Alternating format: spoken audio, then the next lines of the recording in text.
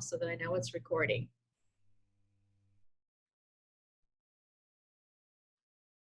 So one of the things we want to start with today is just kind of checking in with each other about how we're doing and how we're feeling. We know that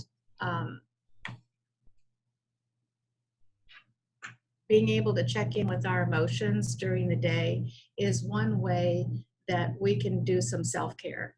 Take a moment, see how you're feeling, ground it with yourself, and own it, and then be able to decide what you want to do and how you want to respond to it, because so much is out of our control. So thinking about today, we would like you to think, how are you feeling today? Are you a little sunny and cloudy out there? Is it more like a thunderstorm? Is it more like it's super windy? I don't know if any of you live in the high desert, or I live in the low desert where I am. It's been really windy and really hot. Or is there a rainbow? Is there going to be a rainbow behind all of this? Or are you just feeling sunny today? So checking in with myself today, I felt really sunny. I felt very encouraged. I had a good business meeting yesterday. We have a good plan. I feel like I'm going to start taking some ownership of things. So I'm feeling good today. If everybody would just take a minute and check in. Oh, I forgot, there is one more, and that's whether or not it's snowing or not, really cold. I don't know where that might be this time of year, but you might be feeling a little chilly. So we want to talk about our emotions. Just check in today in the chat box, make a note. How are you feeling today? And if you want to say why, go right ahead. We're just going to take a couple of minutes here, have everybody check in, start to build a community of all of us that are in the room together, get to know each other sort of through the chat box. So please go ahead and check in with your chat box. And then Patty's gonna, I see her smiling, so she must be seeing some responses. I don't do the chat box when I'm running the video because I can't do them both. I'll lose you. Somebody posted sunny with one cloud, which I'm gonna guess there's a story behind that, and you know, for you to know and us not to know. But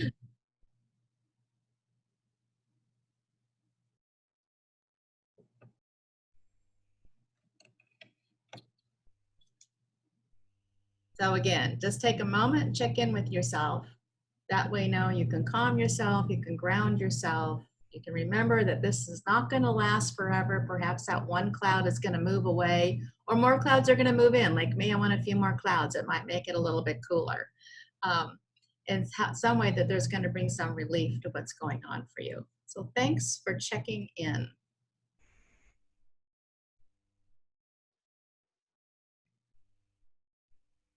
so just to give you a brief overview of what our learning intentions are for today, I'm going to start with talking about how to use outcome data to implement PBIS principles in the high school setting, and we'll give you a glimpse at a data brief that's written specific for high schools.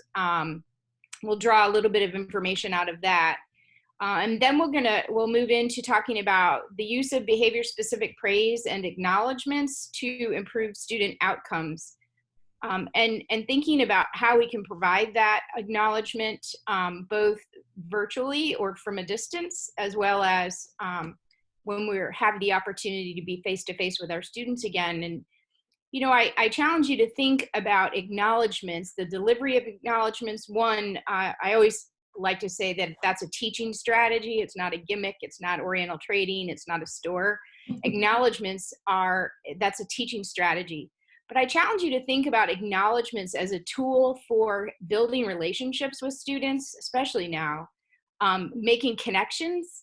And again, given the distance that we experience from our students and all of the webinars I've been doing and opportunities I've had to interact with people, and we people from all over the country on this particular webinar, I'm hearing that students really miss you. They miss their teachers, they miss school.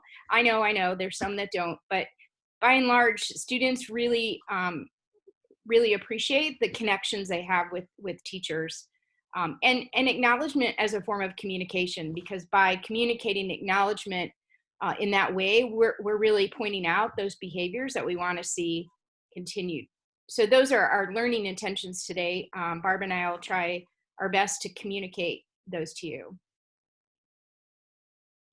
And in the true spirit of PBIS, we want to help, we want to share the expectations for today, that we are respectful. Everyone has already shown us respect, the community of learners that's online here, by putting yourself on mute, using the chat box to communicate between one another and also between Barb and I. Being kind, so being thoughtful of all people in your community, and just, really important to remember that this COVID knows no races. It's important to remember that. And continue the stay-at-home order as it is delivered in your particular community. Use physical distancing, excuse me, and then be responsible. Increase your social emotional connections more than ever. And we're hopefully going to provide that opportunity for you today through the breakout room. But these are challenging times, and that social emotional connection between adults, but also between us and our students, is really critical. I want to be reminded too, while we've been doing this for a while, we always have a few people that say they haven't used the chat box yet. So if you're not familiar with it, if you hover around the bottom of your screen, or for some people, it could be on the top of your screen, you'll see options come up, and one of them will be chat. So just click on that. The chat box will come up. More than likely, it's going to pop up in the middle of your screen. And again, just move your cursor around until finally you can grab it, move it over to the bottom corner or the upper corner, wherever you'd like to see it. So just a quick reminder for some of those people that don't really know where the chat box is yet. So this is the cover of a data brief that was written, well, it was printed in September of 2019, so it's very current. And the data that was used in developing this brief came from interviews with teachers and coaches in high schools around the country. And there are just it's literally a brief, and there's some really, I think, profound takeaways from this. First being that there are really 4 types of data that we monitor, of course, K through 12, but we're really thinking and focusing on secondary schools, and in this case, high schools, that we focus on typically attendance, we focus on behavior. We also pay attention to course performance, i.e. how are students doing with credit accrual and with their grades, and school climate. The brief also goes into a conversation about accessing data and making sure that someone on our team has access to data as a way of really supporting the problem solving process, certainly goal setting, and then some conversation about how do we share the data with stakeholders, because we know that contributes to ownership of this initiative. But for the purpose of our time together, I just kind of want to zone in on attendance. And, I said to Barb yesterday when we were planning, I'd sure be curious to know what are teachers, what are schools experiencing in terms of attendance for our students right now. And I've really heard estimations all over the place. So could you just share with us and the larger community here, what would you say is your attendance rate? What percentage of your students are connected with the school, with the learning experience?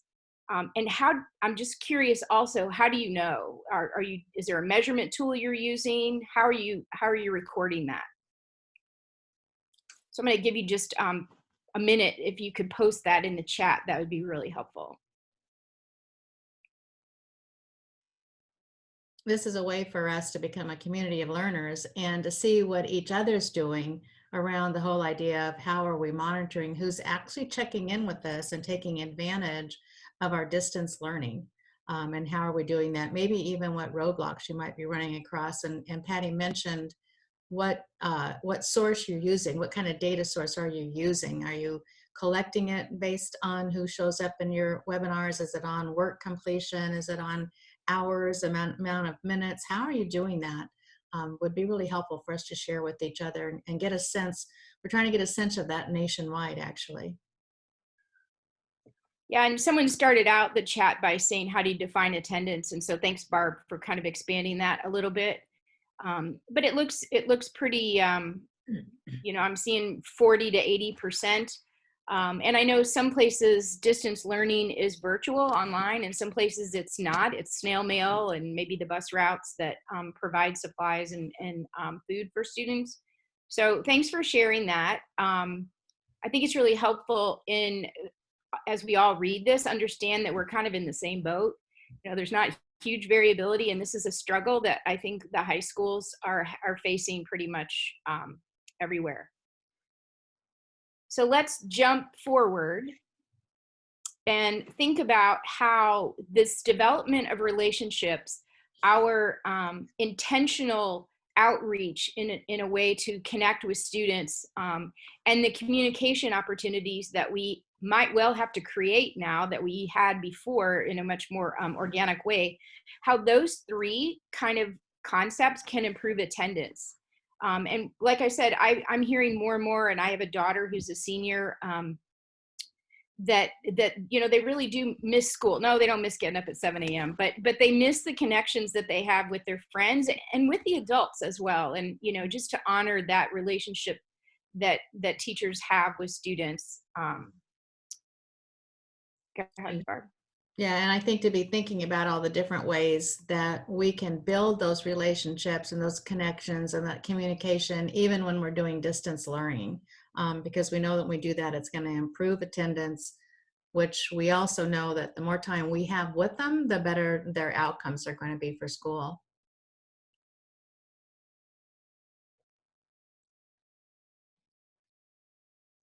So kind of a highlight of coming soon, as I mentioned the data brief, we've also got an acknowledgement brief that'll be coming out. It looks like the end of June.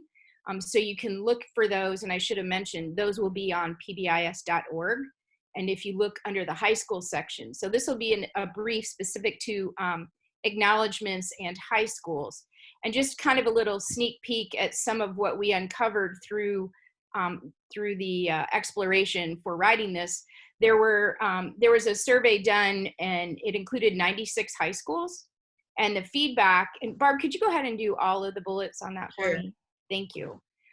So the responses that the interviewers got from these 96 high schools, by and large, students are frequently recognized for good behavior. They found that the students rated that the lowest of these other features, which are listed on the bottom. And on the same note, the teachers did, the staff did as well. The staff also recognized that acknowledgements are one of the lowest implemented features.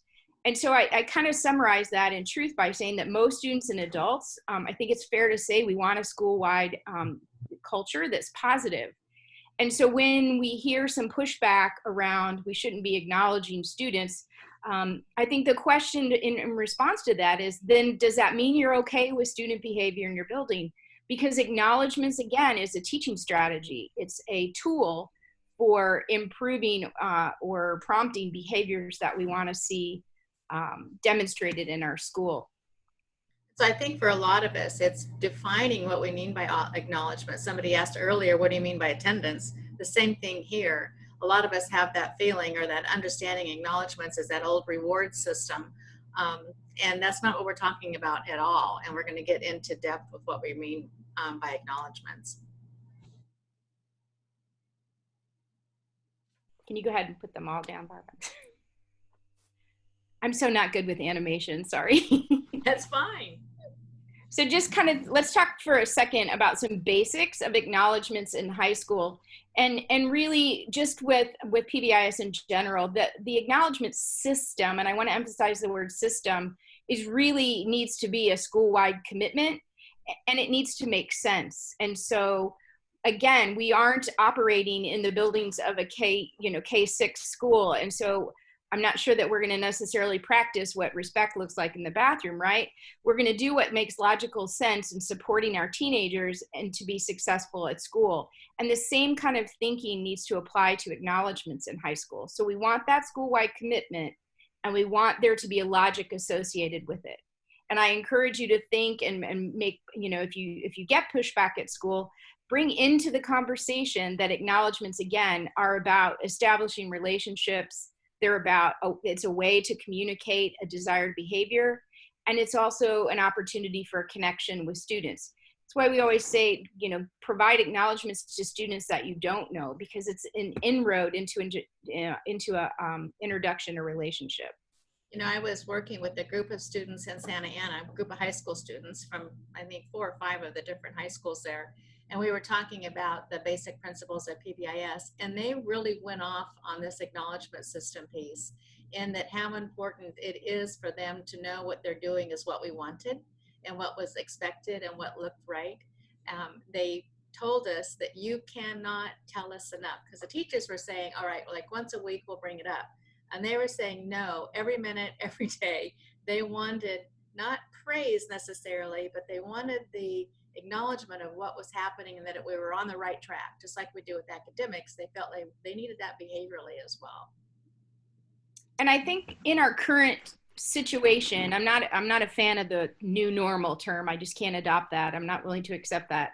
But I think we're primed for thinking about acknowledgments in a different way. And so for those schools who are happy, that if you have a school store and you're using tickets, I credit, that's fantastic. I don't want to take away from that. But right now, that method is a little more complicated. And so it puts us in a position to think about, how do we use acknowledgments as a tool, like I said, for relationships, communication, and connection. And we don't collect office discipline referrals right now. So what if we shifted to thinking about using acknowledgments to increase engagement? And engagement is attendance right now. And I do want to honor the fact that not everybody is providing or has the opportunity to provide virtual learning. I know that. But can we use acknowledgments as a way to increase engagement? And let's pay attention to, because we're data folks, right? Let's pay attention to the numbers that you just provided us to see if those increase if we implement some level of acknowledgement system. I think you already covered that idea of building a sense of community, right? Yeah. Good. And these are, this is an example, 2 different visuals that I really appreciate when thinking, again, recreating our definition of acknowledgement and focusing on the system. The one on the left is kind of a flow chart. This is, I think it was a school in Oregon. I want to honor that. And they used power acts and notable deeds. And what strikes me about this visual is that they have outlined for staff and students alike that this is the process for delivering acknowledgments, these 2 types of acknowledgments at this school. So they begin with the teach, and it's kind of hard to read, I recognize that. The teacher provides that power act to the student, then goes into the box and hallways that looks like in the student center. The data team will process the power acts. Then there's a weekly drawing, and if you follow down to the left, a monthly drawing and a semester drawing.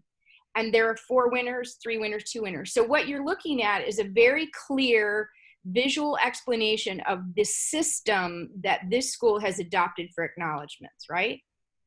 The example on, I'm sorry, go ahead, Patty. The example on the right is Harvest Park Middle School in Pleasanton. And I was just gifted, they shared this with me. They're using Google Docs as a way to acknowledge their students. And so if I have Barb in my class and I'm gonna send her an acknowledgement through this Google form that says, Barb, thanks for being respectful by keeping your microphone on mute or what have you, and I send it to Barb electronically, that acknowledgement is logged on a Google Sheet. So they're able to look at their student population and say, wow, I noticed that Alice hasn't received any type of feedback, and so we need to make sure we address that. So it's a automated way to track that all students are getting access to that positive feedback and support. I like what Patty just said when she called it feedback. It's another way to talk about what the acknowledgement system is about. It's about being able to give feedback to students so that we can promote the behaviors that we would like to see. And what Patty's been talking about is the system. So while it still is building in drawings and having rewards and turning into tangibles, it's really more that those tangibles and the system is reminding the teachers and the students in high school, student to student is really important as well, to make sure we're giving these feedbacks and as frequently as we see is necessary when we take a look at the data, when we want to establish a positive social culture in our classroom as well as in our schools. So I want to bring to your attention a document. If you don't already know about it, it is on the PBIS.org website. The link is there on this slide. So again, when you collect the slide from the California PBIS.org website, actually it's PBISCA.org website, you would be able to have that link, but it's just at pbis.org under resources and look at classroom. And what's beautiful about this document is Patty was talking about the systems you need to have. And then what we're going to spend the rest of today talking about is how do you take a piece of that system, the acknowledgement piece, and do that in a way that builds internal motivation for your students to do the right thing, even when nobody was looking, even when there isn't somebody watching over their shoulder. They just know it's the right thing to do for all of humanity. So I want to bring your attention to this document because it is the evidence-based practice. You can see that it has the foundations that we want to do as teachers. What are the prevention practices, which is what the acknowledgement system and using the acknowledgements are about, is prevention. And then what are the response practices when that isn't enough, because it isn't always enough for all kids. What I want to bring to your attention is when you pull up this document and you start going through it, you will notice that it, for each one of the evidence-based practices, gives elementary examples and secondary examples. So looking at the secondary research, it will give you examples of what all of these evidence-based practices look like in a classroom, and then it gives you non-examples, which is really great because some of the non-examples are what I think a lot of us have been doing and didn't realize it was a non-example, not part of the evidence-based practice. And then it gives you the research that supports that. So it's an incredible document. If you haven't already used it, it's there for you to use on the pbis.org website. We're going to move into acknowledgements and the idea of how you use acknowledgements, as Patty said earlier, to build relationships, to build connections, and to increase our communication with students. So the idea that we're going to talk about is behavior-specific praise, and you're going to see it as we move through these slides. It's just called BSP. But what behavior-specific praise is, and pre-corrections, those prompts and pre-corrects, is, as Patty said earlier, a teaching tool. And it increases the use of desired social-emotional competencies by our kids. And it often will be most useful or have a larger impact on those kids who are impacted by trauma. And certainly this missing your senior year, being able to go to prom and graduation is certainly putting some of our students in that mode of trauma. So we want to make sure that this is a method that will help specifically address trauma when you're looking at what we can do with our students, the behavior-specific praise. It's a powerful tool for building student self-esteem and a positive sense of self. So when we look at the difference between behavior-specific praise and what we used to do in the old rewarding method in teaching, the one that I came into teaching with, is that behavior-specific praise is going to build that internal motivation. Kids are going to be able to own, oh, this is because I did this, not because she likes me or because I dressed nice today or because of who I hang out with. So we're really going to talk about how it develops that positive sense of self. Behavior-specific praise is recommended to be at a ratio, and you'll look at the literature, it's all over the place, 4-to-1, 5-to-1. Students that have a lot more difficulty in school, it's significantly higher. There's some research that will indicate it's like a 15-to-1 if you want to help kids that are having tremendous difficulty or you want to change behaviors. But I think everybody's just about accepted that ratio as a 5-to-1 on error corrections. So when you make an error correction, we need to have 5 positive comments to fill in that space in order to change the environment again to be positive instead of that negative hanging out. It just, to me, shows how incredibly significant those negative comments are. And we have to make them. We have to make corrective statements, but how much more we need to add in the positive about what we want to see. There's that saying, you get what you want. So why don't you talk about what you want to see? Relationships are the key to resilience. That's why we're talking about relationships, connections, and communication, and the fact that if we do this, it's really going to strengthen our relationship, show kids that we care about them, and build their attendance in coming to even this distance learning. We want to make sure that we communicate, and Patty mentioned this earlier, that if you're collecting your data, you're going to find out some of those kids that you forgot to mention.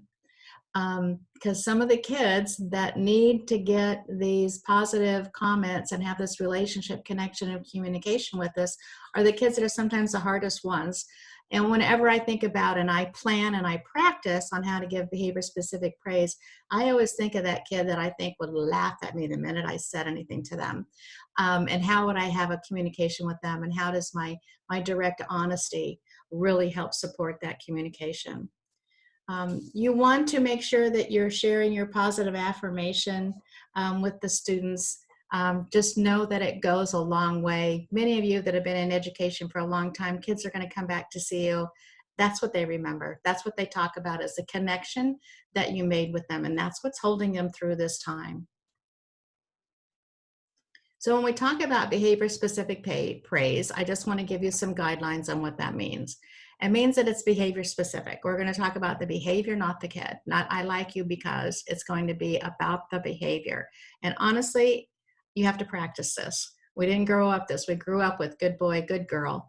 I did. Some of you are probably a lot younger than I am.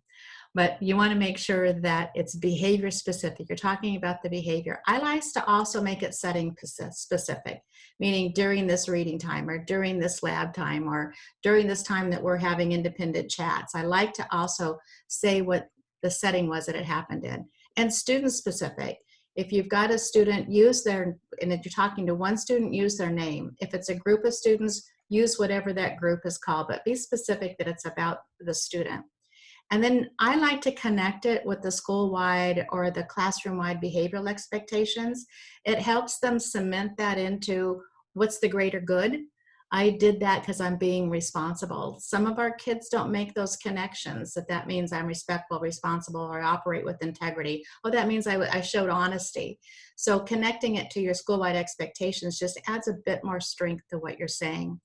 You want it to be timely, as soon as you can, to when the event is happening. That doesn't mean you can't go back and say, well, yesterday the class was really on time, we got a lot done, but more for your buck when you say it when it's happening. And relevant, it needs to be something that the kids find relevant. So that's the whole part about developmentally. And the 5-to-1, getting to that ratio.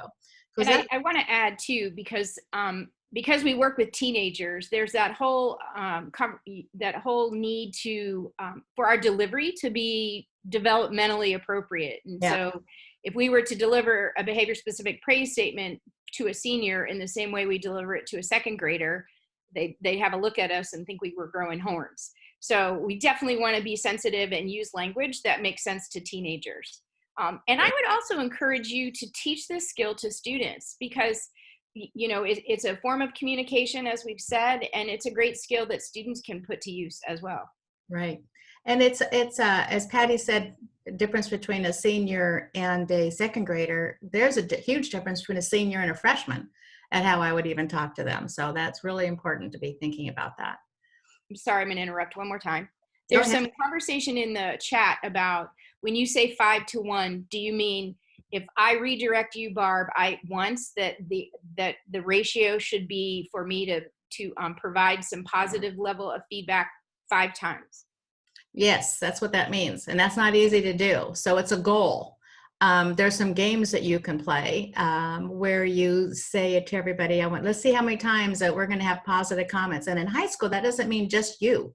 That means positive comments to the classroom. So when you're looking at a class and you've made a corrective statement even to an individual student, that 5 means getting 5 positive comments out there in the environment that kid is in. It doesn't mean you have to find 5 positive things to say about that particular student. So this is really about changing the social dynamics that are happening in the classroom. And it's a goal. I'm not saying it's an easy goal either. And as far as there's continued conversation about authenticity and inauthenticity of how we deliver. So I'm wondering, and obviously don't unmute, but how many of you on this call are coaches, and think about the way you give directions, the way you give your athletes feedback when they've done something well, when they've carried, I'm not a football person, but when they've blocked the quarterback, I don't know, you know, how do you deliver that message to them in a way that you want them to do that again, right? And so you would deliver this message in the same way. Nobody would expect, or nor would it make sense for a high school teacher to try to deliver, like I said, you know, nice job doing your homework. I like how you wrote your name on it. We communicate with students every day, and within that normal style of communication, we would add some positive statement about what the student demonstrated that we want to see demonstrated again. So there's no need to be inauthentic or hokey or squirrely. So. And this is one of the things that you can use your classroom matrix for, because in the moment, sometimes these are hard to think about what it is that you want to say that you wanted them to do, but you can glance at your matrix and say, oh, well, during group work or doing individual work, these are the behaviors we expected to see, and you could comment on those behaviors, so they're right there in front of you. Any prompts we can have during instructional minutes is really helpful. So here's the slide you've been able to see about some examples and non-examples. Patty, you want to add anything, or we're good? We're a little behind. No, I just, you know, I like how, oh, maybe we didn't use that one. Yeah, it really seems to help the class flow smoothly. And one of the other ones I saw, sorry, said that might mean we'll get out early. I'm thinking that would be a nugget for students. Yeah. Yeah, right. So yeah, we have those, and one of the things you'll notice was missing was tying it to the classroom behavioral expectations. So here's some examples that show how it tied to the classroom expectations. Again, only because it adds a little bit more oomph to what it is that you're trying to say. Because when you built those expectations with your students, there was already buy-in that this is what we're going to do. There's not buy-in, there's stakeholder participation about what they were going to do. So they wanted this to be part of their room. And then the why, you know, what are we going to get out of it by doing this? This really helped us get out earlier today. We got a lot more work done today. So here's some good examples of how you give behavior-specific praise and how we can use that in our virtual classrooms or in our distance learning. Again, I make myself notes. I come up with all kinds of new ones and I stick them around on the room, and I get practiced at using them so that when I need them, I can just pull off that idea. What we're going to do now is break into some Zoom rooms. And I think Patty's going to give you directions while I get the Zoom rooms set up. Yeah, so I've been watching the chat, and there's a lot of chat about how do you give acknowledgments in a non-hokey way. I think we can adopt that term now, hokey, in an authentic way. And so I think, Barb, we couldn't have planned this any better. We're going to give you that opportunity to be in these breakout rooms and share with one another, how do you go about acknowledging students, and how are you establishing and maintaining connection now? So how did you deliver that when we were face-to-face or when we can talk to students live in that respect? But what about now? How are you continuing to use that strategy, that evidence-based practice of behavior-specific praise or acknowledgement in our current situation? So when you get in there, if you could just take 10 seconds, introduce yourself, you know, maybe say where you're from, and then these would be the two questions that we would want you to be talking about. Now, I believe we have 20 minutes. Is that correct, Barb? No, we're going to only have 15 minutes. 15 minutes. 15 and minutes. You'll get a notice that says 1 minute, the room, and it'll automatically bring you back into the main room. And I will, once you enter the room, I will post these questions in the chat so you can see them. Okay. All right. I'm getting ready to move you now. So watch for it, accept the move, and go in. This gives you the chance to unmute and have a conversation with each other. There should be about 8 to 9 of you in a room.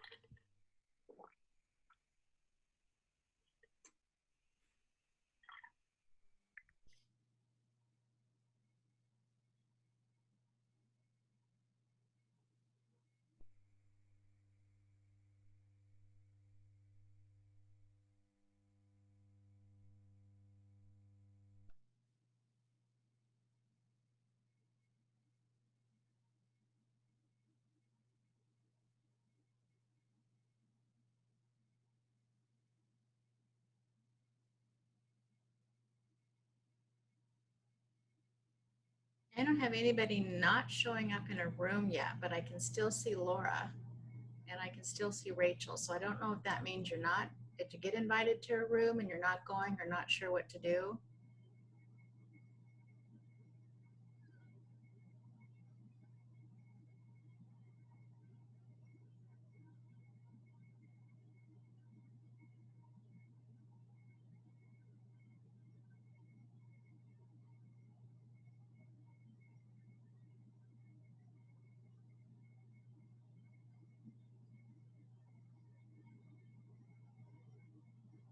If you're just joining us, you're going to notice we've moved everyone to breakout rooms. And your name will be picked up and moved to a room in a moment.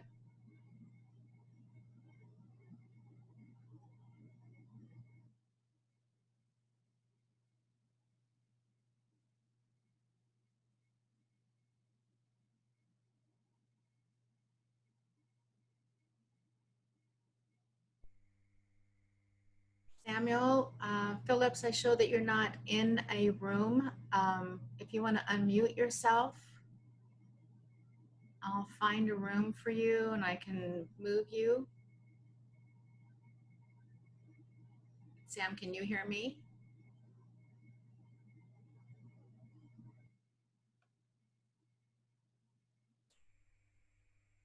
I was kicked out when you tried to transfer me over. My name is Paul. Oh, okay, Paul, I'm going to move you to room 5.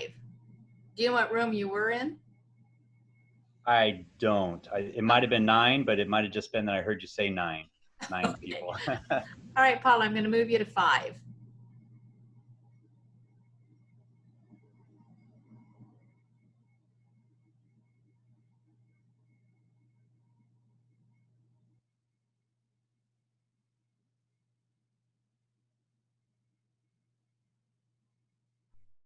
Sam, if you're in the main room and you want to go to one of the breakouts, just unmute yourself and let me know, and I'll move you out. Or if anybody else is left in the main room, let me know who you are. I only show one person.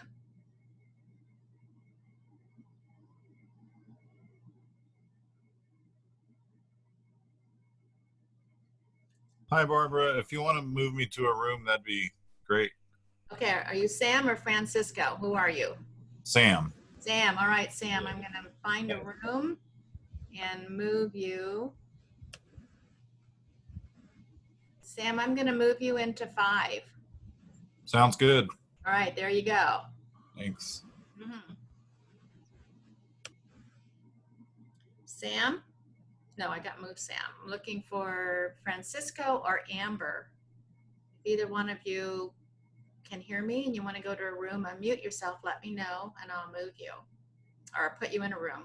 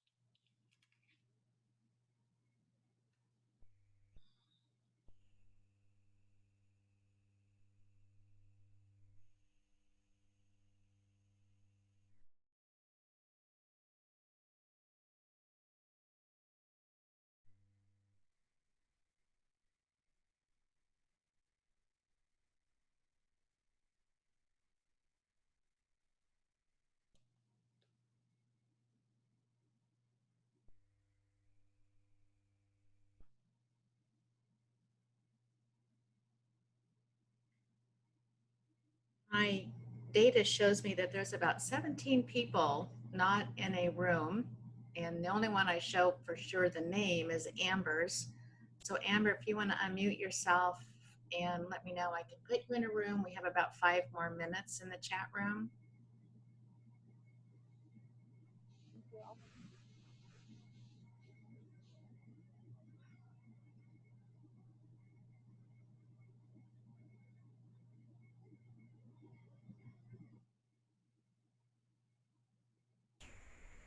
Those of you that are in the chat room, there's 16, I think, of us. If you want to unmute yourselves we can have a little bit of a chat here about how are you acknowledging your students and how are you establishing and maintaining those connections.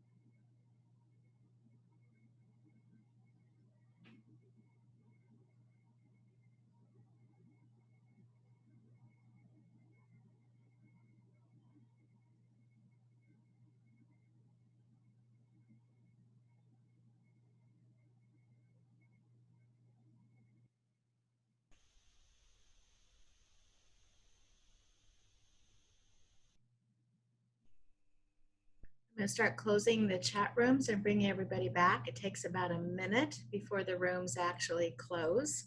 So if you've finished your conversation and already come back to the main room, know that everybody else will be joining us in about 43 more seconds. I have a little countdown. It's kind of fun to watch, that the whole group will be back. I find this technology amazing, that it actually works. And we keep trying it and having everybody experience it. So maybe we can get better at using this type of system with our kids when we're working with them. Feel more confident that we can drop in and listen to what they're saying and move around in this virtual space.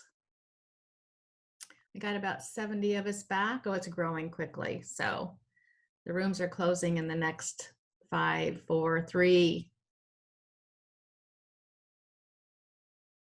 All right, we should be back. Everybody's back with us. I hope you had good conversations with your groups. We try to allow a little bit of time for us to talk with each other. And I think we would like to do a little debriefing, Patty, because I'm stuck again and frozen. If you can do that while I stop sharing, carry the conversation for a moment. Sure. We were just hoping that you could share some of what you heard in your breakout room, either something that you're doing that's awesome or something you heard someone else say that was awesome with respect to this acknowledgement.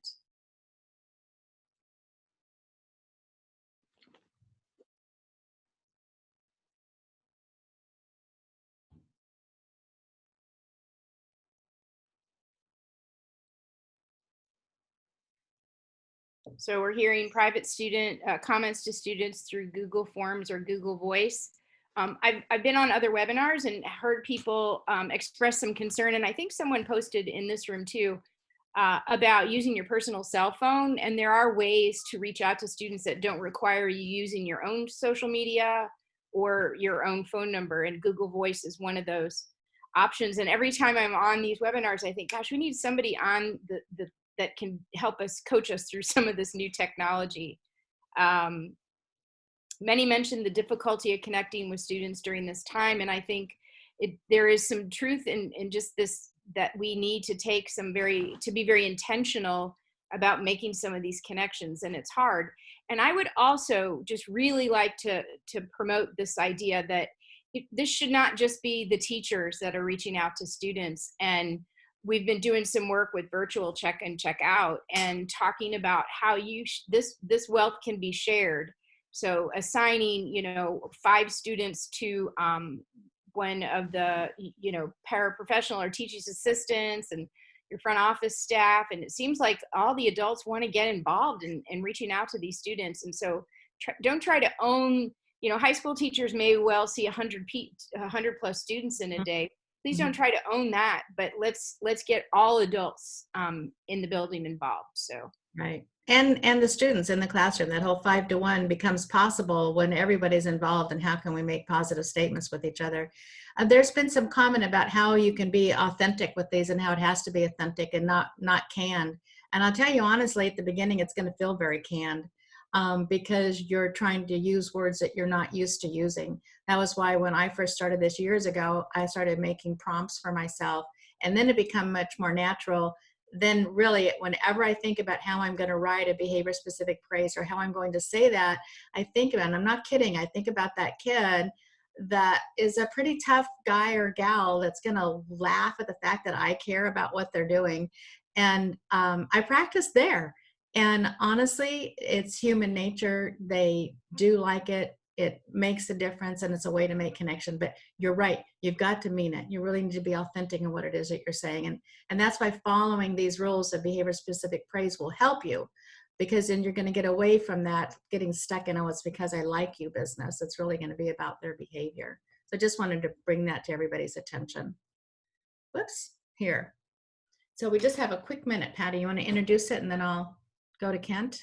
Sure. This is a new app that you can get. And I do think if you go to the Apple Store, you have to spell out, it's called Be Positive. And I think you have to actually type out positive, the word. But this is in the true spirit of the University of Oregon and data. This is an app that you can use to prompt yourself to provide feedback. And I was playing around with it one day, and I set mine for 11:20. Pre-correct my students to clean up, and it's lunchtime. And so now every day at 11:20, I keep getting this notice. Anyway, we're going to play. Kent McIntosh tweeted about this and how he's using it. So we'll share that with you.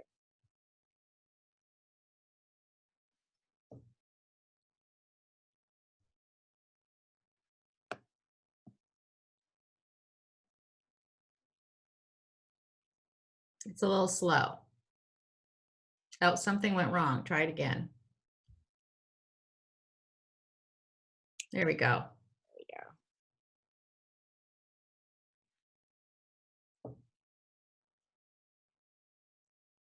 A little app that we've developed called Be Positive that you can get on any Apple or Android device. Show you a little bit about how you can use this for distance learning. So what you can see here is I'm right on the main page. There are 4 different micro apps. I'm just going to click on this first one called Reminder. And what I've got here is 2 preset reminders that I can use, opportunities to respond to specific praise that I want to cue myself to increase while I'm doing my distance instruction.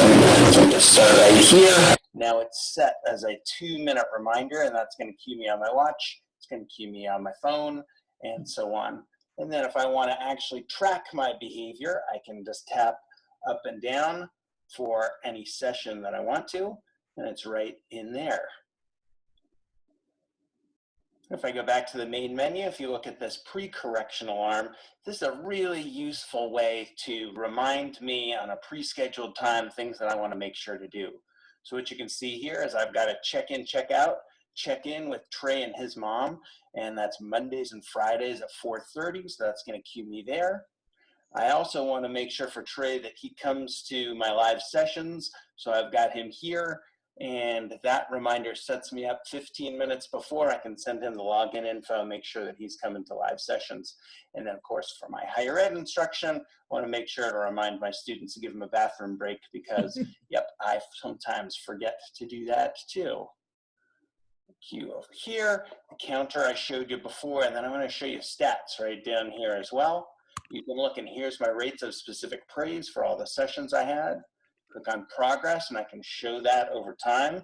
This is what I'm doing with you right now.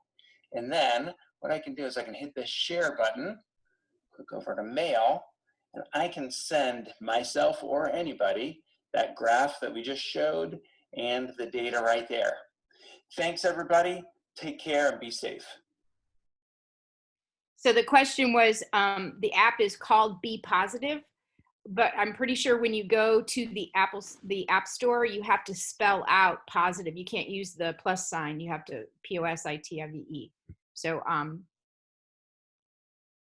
So it's a great reminder, because this is one of the things that we don't do naturally, and we need to be reminded in order to do. It's also one of the evidence-based practices that gets us the most bang for our buck, does the most for us, and it's the one that we use the least. So that's why we're spending time today on figuring out how to make sure we're using it in our distance learning. and we just kind of have this here.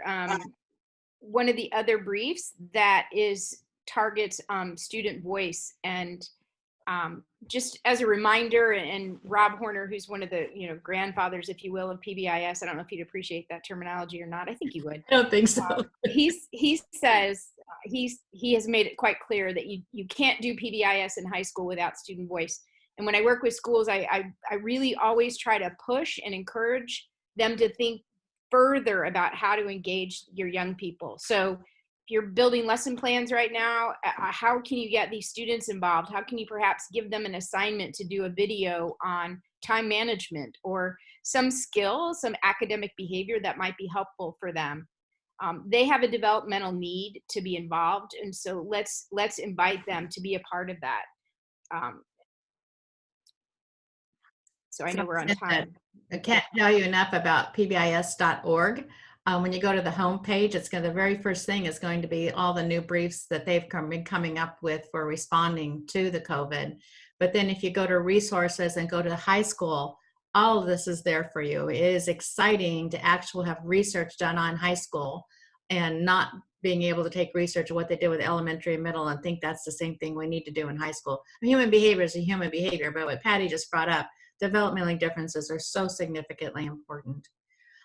Just to let you know too that the California Technical Assistance Center website is also available to you. If you go to resources and scroll down to high school, there's previous webinars, there's previous high school symposiums, the keynote speakers are there, the PowerPoints are there, really just things about implementing PBIS in high school. It's there for you. Again, resources, and scroll down to high school.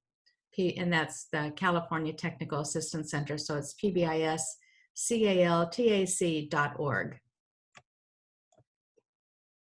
And this is just, and you'll be able to click on these, I believe, in the PDF, but these are some, so we have a national high school, actually international APBS high school network. And these are some previous resources that have been created. And so I invite you to visit and look at some of these. The PDF will be on that California website. I will post it again so that you can get all of these materials. Right, so that's PBISCA.org, Patty, that helps you out. Mm-hmm. And then here is the URL that Patty's also going to post, that is the evaluations of today. And while, yes, we want to hear how today went for you, the final question is something we really want to hear from, particularly for high schools, is what is it that you need to know about? What is something that would help you right now, so that we can gather that information and bring it to you in a webinar like this. We have a few more opening spots in May, so if something comes up, we can probably do that. We had no idea that these webinars were going to be so well received, so we moved them into May as well. If you are not sure about those, go on the PBISCA.org website, and you'll see all the webinars to sign up. There's another one specific to high school, but there's several more that really cross all grade levels that you might find interesting as well. So be sure to do that evaluation. We do look at them to help determine what we're going to do next, and particularly what we're thinking about doing in June, which might be all about coming back. So what would be your needs there? In closing, we want to remind you all that we do have a recognition system in California, and it is on that PBISCA.org website.